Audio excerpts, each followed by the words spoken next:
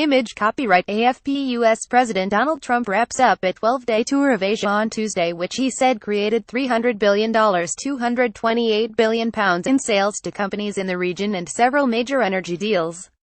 Energy agreements made up roughly half the total value of deals in China.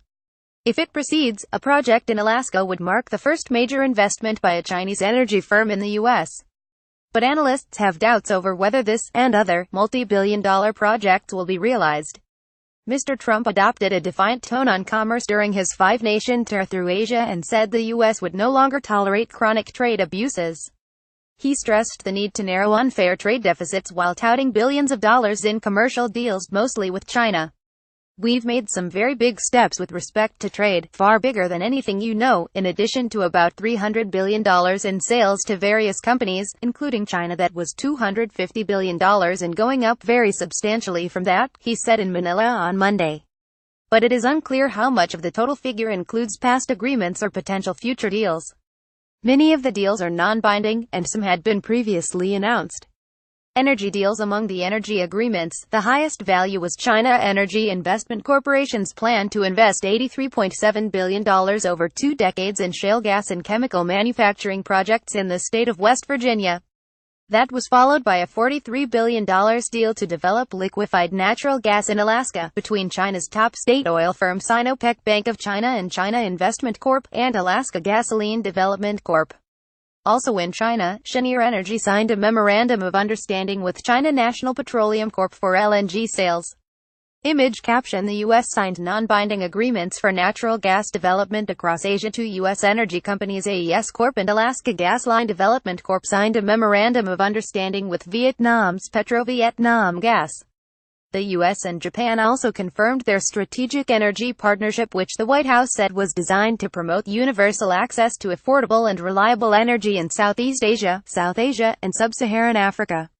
Powerful ambitions. The agreements with Chinese companies were seen as the most notable. John Driscoll, director at JTD Energy Services in Singapore, said the Chinese have been pushing to expand their energy portfolio for more than a decade. Those aspirations have seen the world's second-largest economy explore for energy around the world, including projects in Africa, Latin America and Canada, but not in the U.S.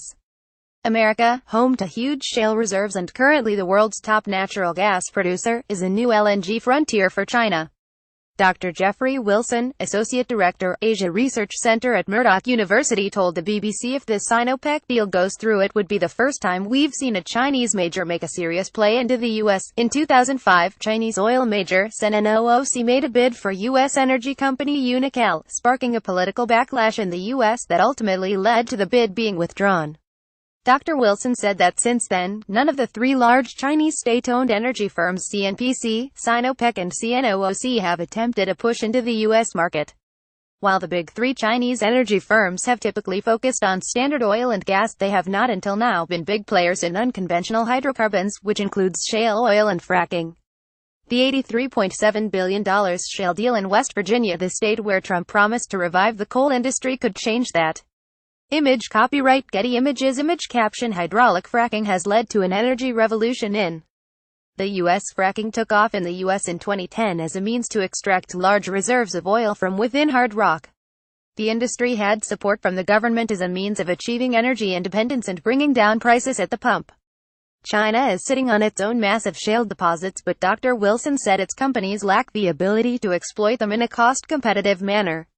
A move into U.S. shale, the most advanced and technologically sophisticated shale sector in the world, would be a useful learning exercise for Sinopec, by which it could experiment with new techniques that in later years could be applied at home, he said.